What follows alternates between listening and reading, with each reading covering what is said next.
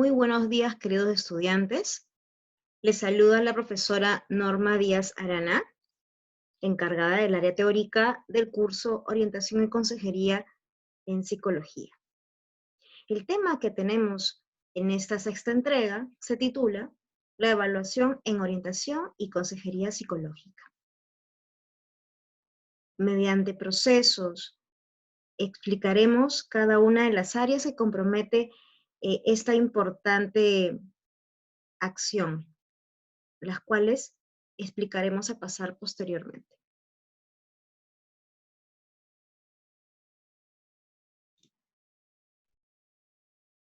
Como parte de la revisión de sesiones anteriores, el Consejo Psicológico es constituido una alianza estratégica y un encuentro también entre biografías, según el modelo visto anteriormente, el ABC. Asimismo, está comprometido con experiencias difíciles y propias de la experiencia del consultante. Dichas situaciones o experiencias en las cuales ellos o ellas, con las herramientas y vivencias que disponían en ese momento, pues han tomado determinadas decisiones, experimentando de igual forma problemas personales en sí mismos o a nivel social, con el medio, contexto. De cualquier modo, la relación de ayuda y de solución de problemas, tanto desde una vertiente preventiva, es decir, promoviendo conductas y actitudes saludables a nivel integral en la persona, como también asistencial, de contención, apoyo y soporte emocional, desde más de un campo de aplicación a nivel clínico, de la salud, social, laboral, etc., se orienta al apoyo y aceptación, a la potencialización del consultante, y también a promover procesos de aprendizaje y cambio mediante la influencia que se ejerce a través de las habilidades personales, desde instancias de aprendizaje tipo espejo o influencia a través de las actitudes del consejero o consejera, hasta un marco de intervención que subraya nuevos comportamientos. Esto es, estructuración y reeducación de actitudes y consecuencias óptimas y positivas, lo cual produce efectos sobre la B o sobre la biografía y generación de refuerzos favorables para la adquisición de nuevas actitudes. Para ello, suele ser necesario generar una serie de fases y tareas críticas, simples y también complejas.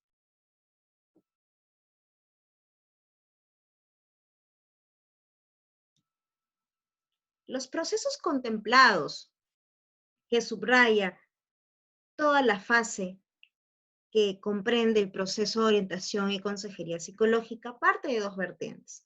Una primera fase de evaluación, en donde explicaremos en esta entrega todo lo que implica los procesos que forman parte de la recepción y acogida, la exploración y la deliberación. En una séptima entrega, es decir, la clase que viene a ser la intervención y seguimiento, explicaremos la preparación de la acción para el cambio, el efecto de la acción y cambio, la revisión y la terminación del proceso.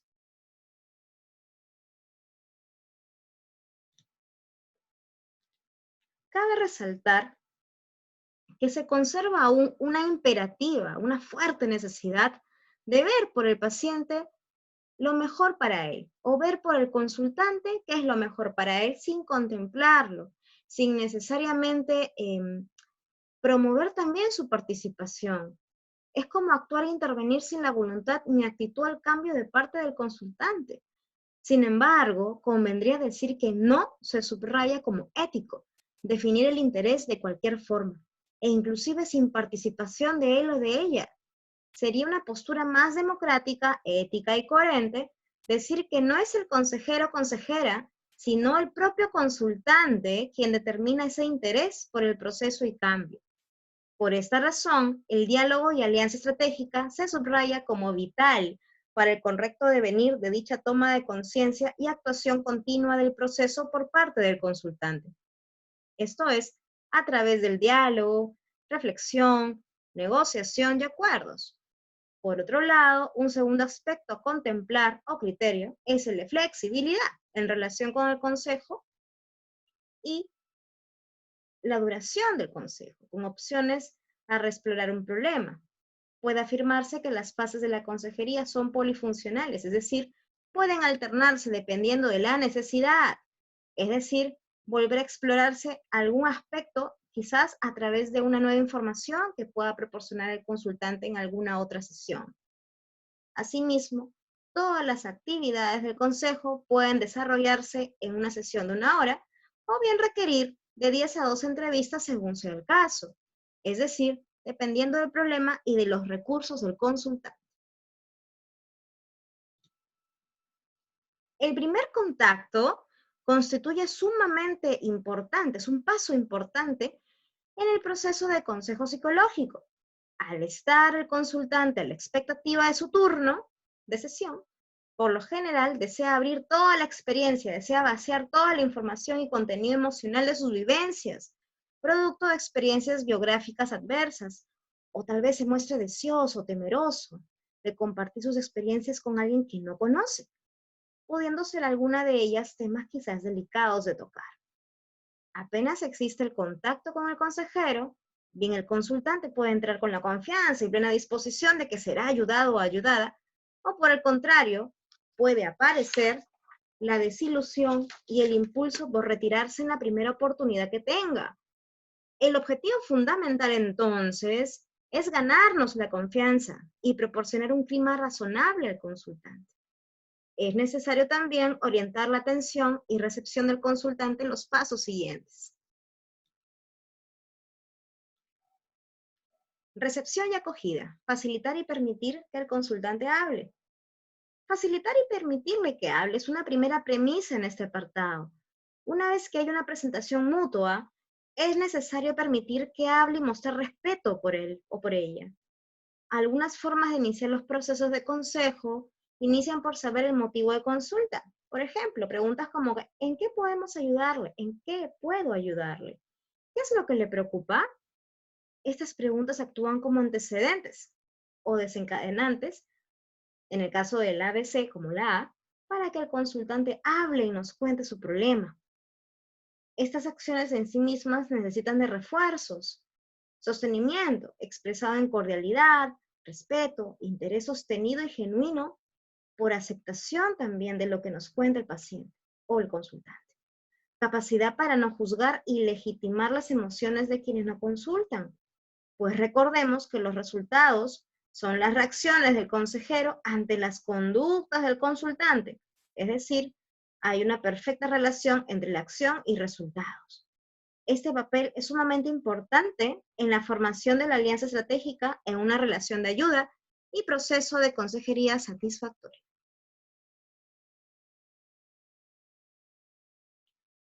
Recepción y acogida. Ser sensible a las emociones y legitimarlas. Ante señales emocionales que el consultante pueda presentar mientras relata una situación determinada, llantos, miradas, gestos, por ejemplo, revelando así el equipaje emocional que trae consigo, podemos interpretar correctamente la emoción que está experimentando, siendo necesario legitimar las emociones o, mejor dicho, transmitir a nuestros consultantes algo, proporcionar resultados o consecuencias, o la CES dentro del ABC. Nosotros también transmitimos bajo nuestras reacciones resultados en la persona.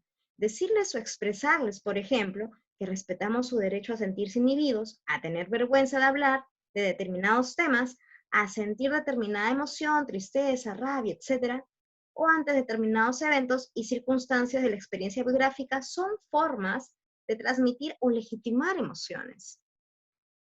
Por ejemplo, en vez de, debería usted animarse, vamos, puede decir, me imagino que tiene usted razones para sentirse así.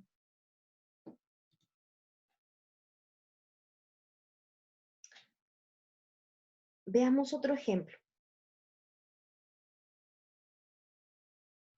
Ana expresa el motivo por el que viene, mostrándose muy triste y desesperanzada. El consejero o consejera puede decir lo siguiente. Ana, por lo que me has contado, tienes más de una razón para sentirse como se siente. No resulta fácil haber pasado por estas experiencias. Sin embargo, esa preocupación y desesperanza que muestra es desde ya un paso para buscar una solución. De hecho, a pesar de todo, tienes la energía suficiente como para pedir ayuda.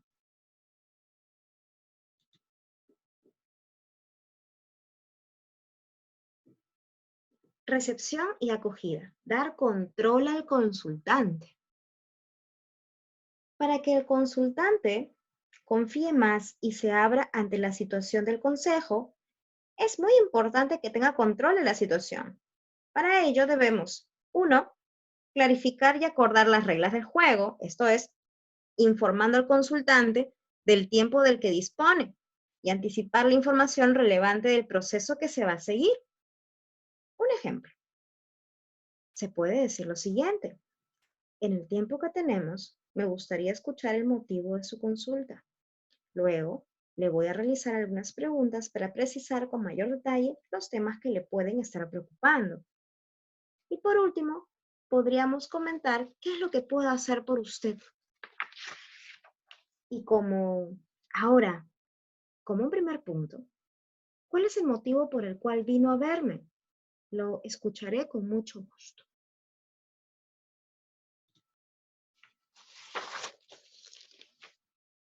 Esta estructuración o encuadre en el consejo permite a los consultantes ver el espacio de consejo como seguro y predecible, facilitando la sensación de control. Facilitar la toma de decisiones. Vamos a analizar a continuación un caso, a modo breve. Es el caso de Flavia, una adolescente de 15 años. Se da o se tiene una charla con los padres presentes. Los padres relatan que Flavia tiene una mala actitud con su hermano y con ellos también, sobre todo al momento de seguir normas o cuando le dicen reiteradas veces lo que debe hacer. Flavia permanece escuchándolos con expresión de aburrimiento mientras terminan de hablar. La consejera invita a salir a los padres y se queda un momento con ella. Flavia dice, bueno, expresa algo a nivel corporal, no habla, mira de un lado a otro como esperando que termine todo, moviendo el pie reiteradas veces mientras pasa el rato. La consejera dice, Flavia, estás harta, ¿no es así? Y Flavia dice, ah, sí, es que es eso todo el tiempo, ¿me entiendes? Todo el tiempo ellos están detrás de mí, mirando lo que hago mal, como persiguiéndome y fregándome a cada rato. La consejera dice, puedo suponer que es todo un tema que tengas a alguien siempre detrás tuyo, que te diga qué hacer y cómo hacerlo. Bueno, imagínate dos, no es negocio, ¿verdad? Flavia dice, pues bueno, pues sí. Ay, qué fregados, ¿no? Bueno, Flavia, antes de seguir conversando, permíteme decirte algo. Yo hice salir a tus padres para hablar a solas contigo y aclarar lo que hago aquí. Tus padres te han traído aquí a la psicóloga. Pues he escuchado a tus padres y sé que lo estás pasando mal también, y ellos también. Pero ahora no hablo con ellos, sino contigo. Pero eso sí, ten algo bien claro. Yo no haré nada. Es decir, no te haré cambiar de opinión. No te voy a lavar el cerebro, como dicen que hacemos nosotros, ¿cierto? No. Tampoco extenderé esta entrevista por más tiempo, ni mucho menos te voy a decir qué hacer o algo para que dejes de estar mal. No, pero ¿por qué? ¿Qué? No, ni siquiera eso. No voy a ayudarte si no eres tú quien lo decide. De ser así, estoy dispuesta a hacerlo. Pero de hecho no voy a decirte qué hacer.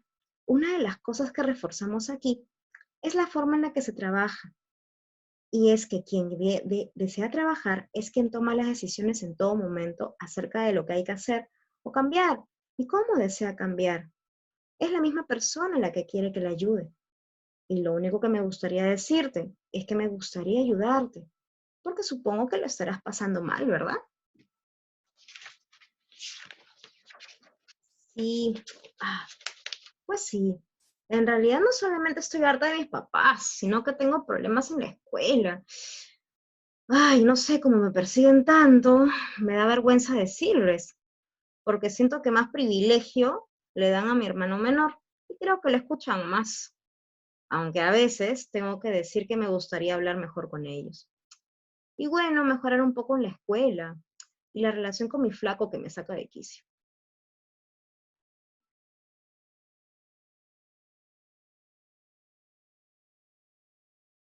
Revisando este pequeño caso, existen 3 momentos que facilitan la toma de decisiones. Un primer momento implica mostrar empatía o ser sensibles ante las emociones y preocupaciones del consultante. Por ejemplo, cuando se dijo, estás harta, ¿no es así? Puedo suponer que es todo un tema que tengas a alguien siempre detrás tuyo, que te diga qué hacer y cómo hacerlo. Bueno, imagínate dos, no es negocio, ¿verdad? Luego, un segundo momento implica mostrar respeto por la autonomía del consultante y colocarla, en este caso Flavia, en una situación de que sea ella quien tome las decisiones. Cuando se dijo, yo hice salir a tus padres para hablar a solas contigo y aclarar lo que hago aquí. Tus padres te han traído aquí a la psicóloga. Pues he escuchado a tus padres y sé que lo están pasando mal también. Pero ahora no hablo con ellos, sino contigo. Pero eso sí, ten algo claro. Yo no haré nada. No te haré cambiar de opinión, no te lo voy a lavar el cerebro. Tampoco extenderé esta entrevista por más tiempo, ni mucho menos decirte qué hacer o algo para que dejes de estar mal. No voy a ayudarte si no eres tú quien lo decide. Y luego mostrar nuestro compromiso en ayudarla. Cuando se dijo, y lo único que me gustaría decirte es que me gustaría ayudarte, porque supongo que lo estarás pasando mal, ¿verdad?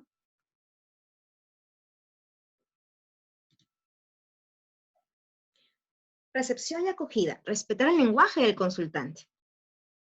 Las personas que piden ayuda se identifican más con el consejo y se sienten más cómodas cuando comprueban que delante tienen a una persona que ni siquiera amenaza o violenta su manera habitual de comunicarse.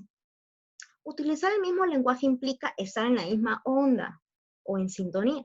Por ejemplo, si una persona nos habla en términos pragmáticos, muy racionales, muy rebuscados, podemos hablar también en esos términos, quizás más técnicos. O por el contrario, si una persona nos relata la vivencia en términos más emocionales, menos racionales, ¿no? Y poéticos, podemos también expresarnos en esos términos. Por ejemplo, en el lenguaje adolescente, las jergas que emplean.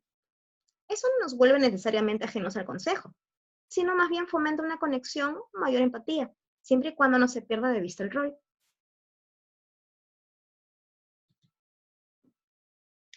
Recepción y acogida. Dejar abiertos los canales de comunicación. Resulta necesario dejar los canales de comunicación abiertos. ¿Para qué? Para que el consultante pueda preguntar, opinar, plantear cualquier duda o sugerencia de cambio, estableciéndose así un auténtico proceso de consejo. Por ejemplo, en el proceso que vamos a iniciar, me gustaría dejarle en claro que se sienta en plena libertad para hacer cualquier pregunta que desee, plantear dudas o incluso manifestar su acuerdo o desacuerdo ante alguna propuesta que yo le haga. Exploración. Analizar la demanda.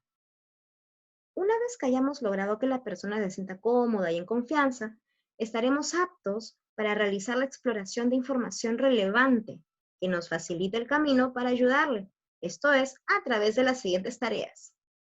Analizar la demanda, conocer quién es el consultante y su contexto de vida, identificar los antecedentes del comportamiento de pedir ayuda, analizar el problema, utilizar procedimientos específicos para recoger información, observar las conductas clínicamente relevantes.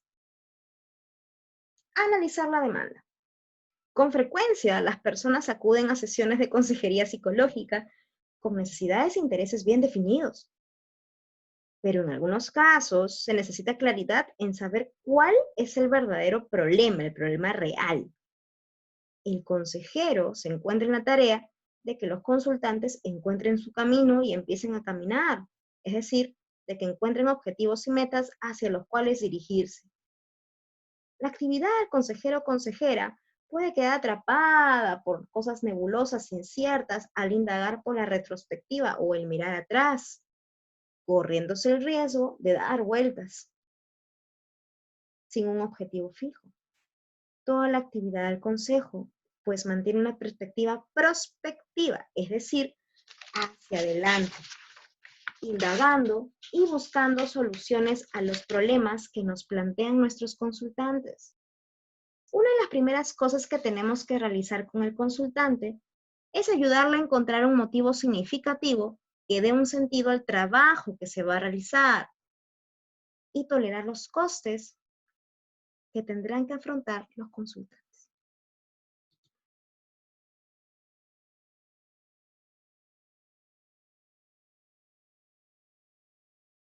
El sentido que se da a determinadas cosas está en estrecha relación con los resultados que se obtienen por hacerlas. Se parte por esta razón de aquello que duele, que resulta incómodo o preocupa, así como de aquello que reportaría una gran ilusión y satisfacción lograr. Aquí el consejero entonces usa la clarificación como técnica para indagar qué aspectos de su vida le gustaría cambiar porque resultan dolorosos, difíciles, y qué aspectos le gustaría alcanzar porque resultan atractivos. Por ejemplo, Carmen es una paciente de 32 años, ama de casa, casada, con una hija de 5 años. Es enviada por su médico general por presentar ansiedad. Ella está en tratamiento con ansiolíticos hace varios años y no mejora, presentando así dolores de cabeza, insomnio, se siente muy tensa, tiene una sensación de inestabilidad y presenta molestias digestivas. Usando la clarificación, el consejero o consejera podría estar, aparte de preguntarle a Carmen sobre sus dolores de cabeza, insomnio, etc., decirle lo siguiente: ¿qué es lo que le preocupa en la vida? ¿Qué es lo que más le insatisface? ¿Qué le agradaría más?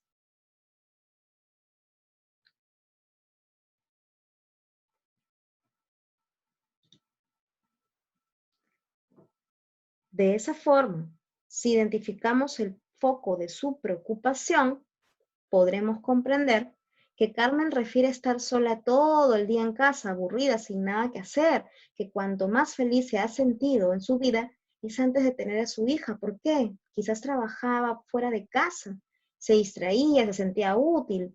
En el trabajo la valoraban y se veía necesitada. Su hija pasa gran parte del día en la escuela. Carmen desearía trabajar fuera de casa, pero no sabe cómo hacerlo. Su marido se opone y es motivo eso de disgustos.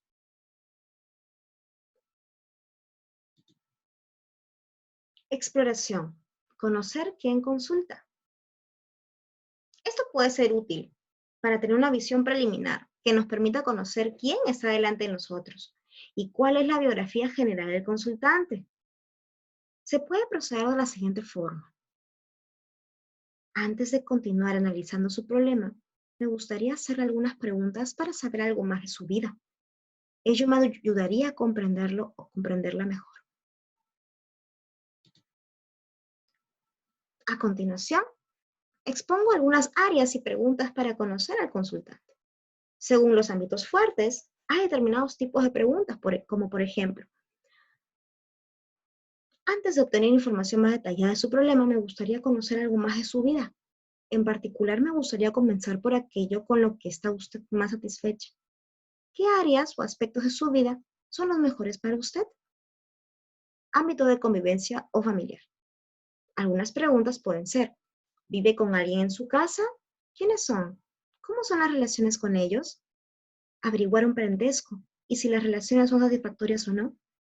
Si las personas con las cuales vive no son sus familiares, indagar información sobre la familia. En relación con el ámbito de relación social, algunas preguntas pueden ser: ¿tiene amigos? ¿Cuántos? ¿Con qué frecuencia se ven? ¿Cómo son las relaciones con dichos amigos? ¿Qué personas son las más importantes en su vida? ¿Qué aspectos positivos o negativos encuentran las relaciones con estas personas? En el ámbito laboral y estudio, algunas preguntas pueden ser: ¿qué trabajó? ¿Qué estudia o qué estudió? ¿Qué cosas van bien y qué aspectos no van muy bien en esa área? Casi vecindario. El nivel de satisfacción o insatisfacción. Para el área de ocio e intereses, algunas preguntas pueden ser: ¿qué hobbies o intereses tiene? ¿Qué tiempo les dedica al día, la semana? ¿Qué le gustaría hacer más? ¿Qué le gustaría hacer menos? En relación con la participación social, algún tipo de pregunta pueden ser los siguientes: ¿tiene alguna afiliación religiosa, política, social? ¿Permanece de forma activa? ¿Es miembro de algún grupo u organización? ¿Tiene alguna participación legal? Para saber un poco más acerca de salud y hábitos, algunas cosas que se puedan preguntar pueden ser las siguientes: ¿cómo está su salud física? ¿Cuánto bebe? ¿Toma medicaciones? Finalmente, para conocer un poco acerca de la visión del futuro, se le puede preguntar: ¿cómo le gustaría que fuera su vida en los próximos meses, años? ¿Qué cosas le gustaría que siguieran como están? ¿Qué cosas le gustaría cambiar?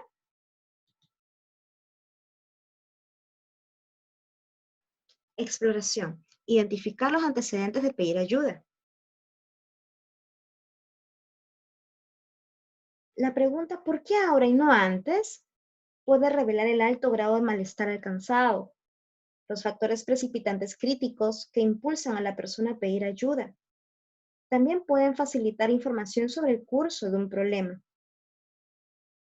así como también los significados biográficos y la motivación que tiene el consultante el recurrir ahora a una relación de ayuda, así como también conocer las expectativas que tienen sobre nosotros. ¿Quién lo envía y qué le dijo? Son preguntas que pueden ayudar a corregir expectativas erróneas en relación a sus problemas, con sus demandas de ayuda y con el servicio real que podemos ofrecerles. Verificar historia pasada de ayuda. Los consultantes pueden tener experiencias de haber sido ayudados o ayudadas con anterioridad. La pregunta puede ser la siguiente. ¿Ha acudido en el pasado a algún tipo de ayuda psicológica? ¿Cuál? ¿Puede decirme algo sobre esta experiencia? Esto es con el fin de conocer experiencias biográficas agradables y desagradables en relación con las técnicas usadas según un tipo de intervención. Exploración. Analizar el problema. Indagar por señales de alarma. Existen condiciones en nuestros consultantes que vienen a ser señales de alarma para intervenir rápidamente o para derivar con rapidez a un servicio más especializado en el tema. Por ejemplo, en el caso de adicciones o sospecha del mismo, es importante recabar de forma precisa la información necesaria que permita verificar la hipótesis de necesitar ayuda especializada para así derivar a una atención especializada en adicciones en este caso. Si existen indicios de depresión severa con riesgo de suicidio y condiciones de riesgo tales como la falta de apoyo emocional o familiar, puede requerirse hacer un chequeo preciso para conocer si hay ideación suicida. Lo mismo para casos severos de trastornos alimenticios, anorexia, bulimia, abuso sexual, maltrato doméstico, etc.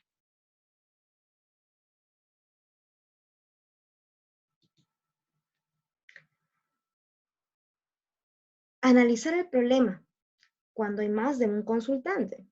En el caso de dificultades de comunicación a nivel filial, de pareja, o en el caso de consultantes dependientes que están precontemplativos acerca del problema, pero cuyo comportamiento resulta un problema para los demás, resulta aconsejable en ese caso tratar de que acudan a las sesiones las personas implicadas, clarificar los diferentes focos de preocupación y diferentes perspectivas respecto al problema, así como también los diferentes objetivos.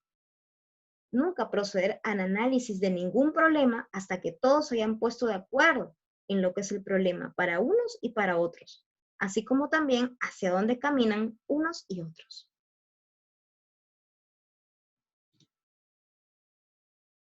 En el caso de niños, es necesario determinar si la conducta considerada problemática para los adultos es realmente problemática, así como también valorar la necesidad de intervenir eligiendo los contextos correctos de intervención.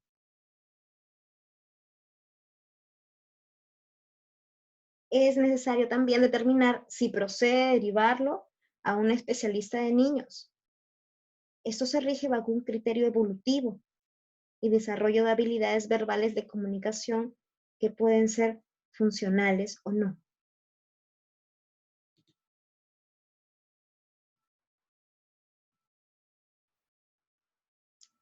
Análisis funcional del comportamiento. Implica analizar las conductas, problemas y las transacciones con el entorno, así como también analizar el papel o la función que tienen las diferentes dimensiones del modelo ABC. Este es un ejemplo de un esquema de análisis funcional de comportamiento bajo el esquema ABC sujeto a su exploración a modo de plantilla. El análisis funcional del problema pretende identificar A. ¿Qué comportamientos actuales y de la historia biográfica están implicados en el problema? Es decir, el comportamiento actual descrito. Esto es, según las 5 dimensiones personales implicadas: emociones, sensaciones, reglas verbales o pensamientos, acciones y percepciones. B. ¿Qué elementos del entorno han desencadenado o facilitado esos comportamientos? Dimensión antecedentes o la A del ABC. C. ¿Qué consecuencias o resultados tienen dichos comportamientos? Dimensión C o la dimensión de consecuencias. Y D. ¿Qué condiciones resultarían necesarias para resolver el problema? Esto es, las experiencias de afronte y recursos. Exploraremos a continuación algunos tipos de preguntas para el análisis funcional. Para averiguar lo relacionado a antecedentes se puede preguntar: ¿cuándo comenzó? ¿Hubo algún cambio en su vida que? ¿Cómo comenzó? ¿Cómo evolucionó? ¿Qué parece desencadenar dicho problema? ¿Hay momentos en que no ocurre? ¿En qué momentos el problema parece más intenso? Para clarificar un poco las dimensiones biográficas se puede preguntar: ¿qué le preocupa? ¿Qué es lo que le preocupa más? ¿Se siente tenso, triste, enfadado a menudo? ¿Hay pensamientos o imágenes que lo perturban? ¿Qué piensa acerca de cómo se siente físicamente? ¿Qué es importante para usted? ¿Cómo está afectando a su vida? ¿Por qué? ¿A qué lo atribuye? ¿Qué hace cuando? ¿Cuál ha sido su forma habitual de ser en relación con? Para conocer las consecuencias, se puede preguntar: ¿qué consecuencias tiene el comportamiento en otras personas? ¿Qué riesgos o beneficios inmediatos posee? ¿Qué ocurre cuando usted hace o dice? ¿Cómo se siente cuando alguien? ¿Qué o quiénes apoyan la conducta o problema actual? Para conocer un poco más acerca del afrontamiento y los recursos se puede preguntar: ¿cómo ha intentado hacer frente al problema? ¿Qué piensa que tendría que hacer para resolverlo? ¿Quiénes podrían ayudarle? ¿Qué recursos necesita? ¿Y quiénes podrían facilitárselo? ¿Qué obstáculos y dificultades piensa que va a encontrar? ¿Qué podría hacer para enfrentarlo? Una vez recogida la información, esta puede organizarse con criterios funcionales. Partiendo de los comportamientos problema de la biografía, el resto de la información se organiza según funciones. A. Precipitantes. Esto implica cambios específicos de vida, quizás alguna enfermedad o accidente, instigación específica de alguien a hacer algo, etc. Es decir, son las condiciones o antecedentes, los A del ABC, proximales del ambiente, que como su nombre indica, predisponen o provocan la aparición o aceleración de los comportamientos problema. B. Facilitadores. Condiciones antecedentes también. A. Estructurales, que hacen fácil y posible el que ocurran los comportamientos problema. Esto es, condiciones o barrio donde se vive, por ejemplo. Disponibilidad o no de recursos sociales, normas sociales y culturales que se traducen en una manera de pensar y actuar. O también ocasiones que facilitan la secuencia de acción-resultados. Por ejemplo, en una persona que tiene un alto o presenta un alto consumo de tabaco, estar en una discoteca con amigos que fuman puede sostener el hábito nocivo de fumar. C. Predisponentes. Aspectos o condiciones personales de la historia del aprendizaje o del estado biológico que hacen a una persona concreta más vulnerable para desarrollar determinados comportamientos y problemas. Esto es, las dimensiones de la biografía. Por ejemplo, condiciones biológicas, alguna anemia puede predisponer a alguna depresión, quizás la falta de sueño puede predisponer a determinados problemas o comportamientos, o también lo relacionado a la historia del aprendizaje, hábitos inadecuados, determinado ambiente de crianza, etc. D. De mantenimiento, o las condiciones de resultados o consecuencias que contribuyen a mantener los comportamientos problema, y aquellos otros aspectos, tanto de la biografía como de los antecedentes, que de no cambiarse hacen poco probable o difícil la solución del problema. Por ejemplo, ganancias, beneficios y atención social por manifestar determinadas conductas problema, costes y castigos por tener comportamientos alternativos al problema. E, de solución y de cambio. Todas aquellas condiciones que hacen probable la solución del problema. Por ejemplo, recursos, redes de apoyo social, prácticas, hábitos o ensayos de conductas de afronte. Según el ejemplo de Carmen, ¿sí? Esto es la señora que tenía una hija de 5 años, ¿sí? Recordamos un poco lo de las diapositivas anteriores. Pues bien, este es un modelo recolectado de la información proporcionada mediante el análisis funcional. Las funciones que la facilitan son, tiene el rol de ama de casa, la fuerza, ¿no? Con lo que ocasiona funcionalmente el aislamiento social, estar sola, inactiva y aburrida en casa. Algunas funciones que predisponen una historia de crianza, probablemente con criterios muy exigentes en relación con la limpieza y el orden. Reglas verbales que sobrevaloran el orden y la limpieza de la casa. Funciones precipitantes. Dejar el trabajo hace 5 años. Nacimiento de su hija. Asistencia de su hija a la escuela infantil. Funciones de mantenimiento. Rituales de orden y limpieza en la casa. Aislamiento social y pérdidas. Aquellas que refuerzan más ese aislamiento. No hay un refuerzo adecuado tampoco. Atención social del marido a los rituales y quejas. Reglas verbales de tipo la casa me ata y que magnifican la importancia del orden y la limpieza, así como también oposición del marido a que trabaje. El problema central se relaciona con la insatisfacción con su vida, sensación de tensión, agobio, de estar desbordada, bajo estado de ánimo, quejas frecuentes, rituales y aislamiento. Algunas funciones de cambio son eliminar las funciones de mantenimiento, pide ayuda por propia iniciativa. Ha tenido intentos de cambio que le han llevado a tener fuertes discusiones con su marido. Atribuye su problema al tipo de vida que lleva, pero no sabe cómo salir de él. Le gusta la música y la pintura como recurso.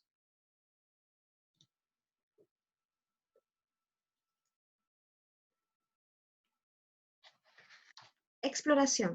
Utilizar procedimientos específicos para recoger información. Esta se da mediante cuestionarios e inventarios. El problema principal de los mismos es que se basan en constructos teóricos que son muy alejados del propósito de consejería, llegando únicamente a una categorización o taxonomización, por así decirlo coloquialmente, del problema. Solamente los detectan, pero no ahondan ni profundizan en comprenderlos. Es el consejero quien puede utilizarlo, pero quizás como un recurso de exploración.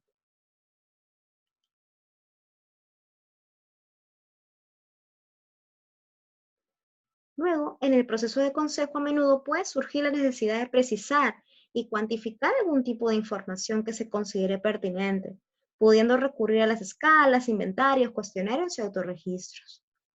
Los autorregistros se dan con mayor importancia cuando deseamos capturar información a lo largo de un tiempo determinado o identificar relaciones funcionales. Es necesario que se adapten a las necesidades y comprensión del consultante al problema objeto de observación. Algunos ejemplos son los que pasaremos a continuación. El modelo que presento a continuación es un modelo de autorregistro de relaciones funcionales entre conductas y el contexto en el que ocurren. Fecha, hora, dónde y con quién estoy, qué me preocupa, qué siento, qué pienso, qué hago y cómo reacciona la persona que está conmigo. Ese es otro, autorregistro diario de actividades.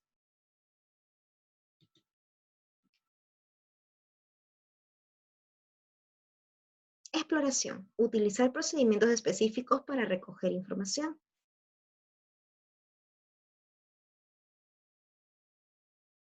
Cuando se desea verificar y observar, pasamos a la acción, ya que las herramientas anteriores que hemos mencionado, llámese los autorregistros, vienen a ser referencias verbales que son emitidas por el consultante, mas nos queda la duda de su veracidad. Podemos de esta forma facilitar contextos en los que el consultante se comporte y podamos realizar observaciones pertinentes y claras. Por ejemplo, podemos invitar a consulta a personas significativas implicadas en su ambiente o visitar los contextos de la vida cotidiana, si es que se da la oportunidad y es permitido. Exploración. Observar conductas clínicamente relevantes o significativas. Luego de efectuar el esquema ABC del comportamiento, podemos también identificar los procesos de influencia que se establecen entre consejero y cliente. La reacción del consejero es la consecuencia primaria de las conductas relevantes del cliente, y de esta forma reforzamos, extinguimos, castigamos determinadas conductas. Por ejemplo, es necesario observar a fondo y de forma específica también las conductas previas que puede mostrar el consultante. Vamos a ver un ejemplo. La conducta de enfadarse excesivamente con el consejero por esperar unos 5 minutos, por ejemplo, puede notar la existencia de otros comportamientos parecidos en otros contextos de su vida en una persona que suele tener muchos conflictos con la gente que le rodea.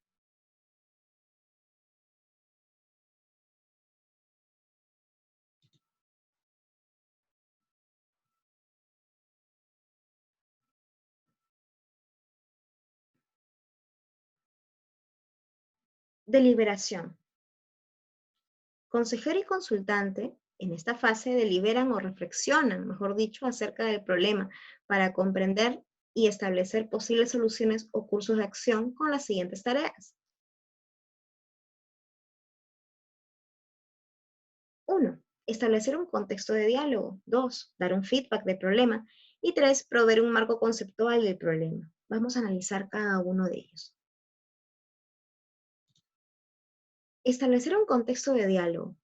El proceso del consejo compromete más cuando los consejeros somos vistos como personas que proponemos hipótesis de trabajo e incorporamos a nuestros consultantes a discutirlas abiertamente y ponerlas en cuestión. Por ejemplo, le he estado escuchando y tomando algunas notas, y antes de seguir, me gustaría darle mi opinión acerca del problema que nos consulta. Me gustaría de igual modo conocer su opinión y dudas sobre todo aquello con lo que no está de acuerdo.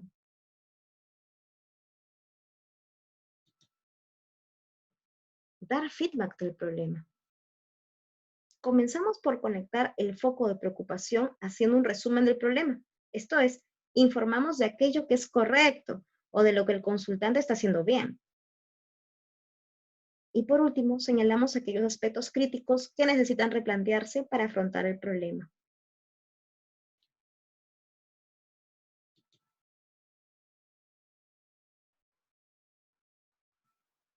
Deliberación. Proveer de un marco conceptual del problema.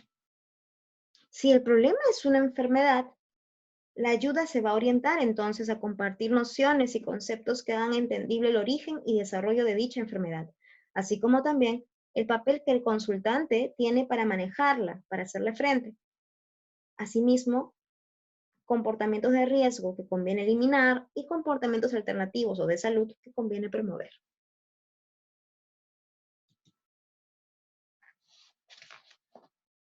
¿Por qué la gente se comporta como lo hace? Explicando el modelo ABC al paciente.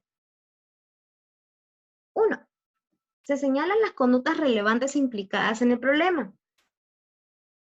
Por ejemplo, habíamos acordado que le iba a dar mi opinión sobre el problema y me gustaría comenzar partiendo de supuestos de psicología o, mejor dicho, nociones sobre cómo a veces nosotros los humanos funcionamos.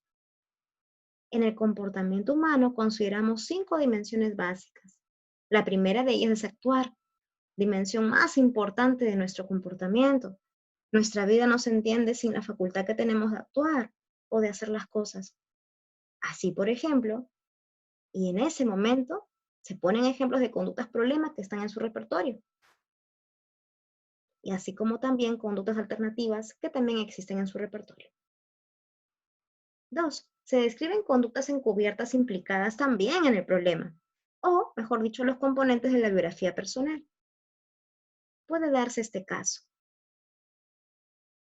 pero además de esta dimensión que le estoy hablando, el actuar, existen otras que la acompañan. Por ejemplo, percibir, es decir, miramos a nuestro alrededor y hay cosas que nos llaman la atención o impresionan. Pensar, esto hacemos a menudo cuando hay algo que nos preocupa y no paramos de darle vueltas en la cabeza. Así, por ejemplo, y se describe un ejemplo según cada, con, cada parte de la dimensión biográfica que puede estar también encubierta en el problema, describiéndose un ejemplo de cómo se da en el consultante. 3.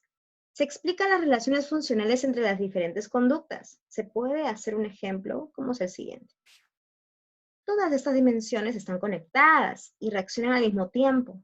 Por ejemplo, si el problema del consultante es el insomnio, cuyo origen es la anticipación por no dormir, se puede decir, si usted está pensando, qué horrible quedarse sin dormir esta noche porque mañana madrugaré para ir al trabajo y cuando se acerca la hora de ir a dormir, es probable que comience a sentirse nervioso, tensionado, señalando el esquema sentir, por ejemplo, dentro del cuadro de las 5 dimensiones de B y termine finalmente por no dormir.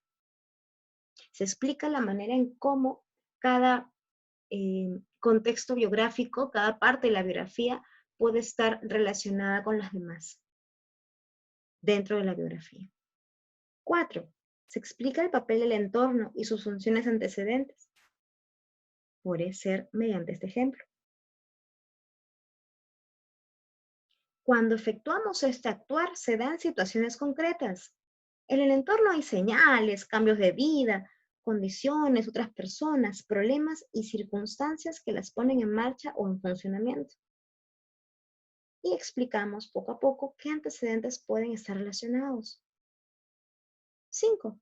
Se explica el papel regulador de las consecuencias o resultados de las conductas. Aquí, el consejero explica los resultados que el comportamiento tiene en el entorno y en las relaciones también de contingencia que se establecen, o también los refuerzos que pueden mantener el problema.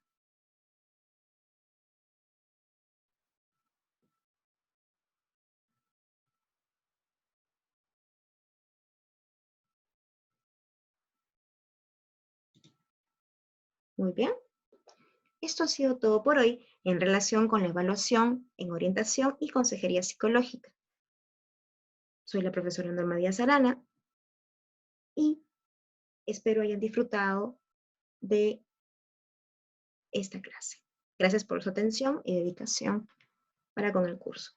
Posteriormente estaré explicando la actividad a realizar. Muchas gracias. Hasta pronto.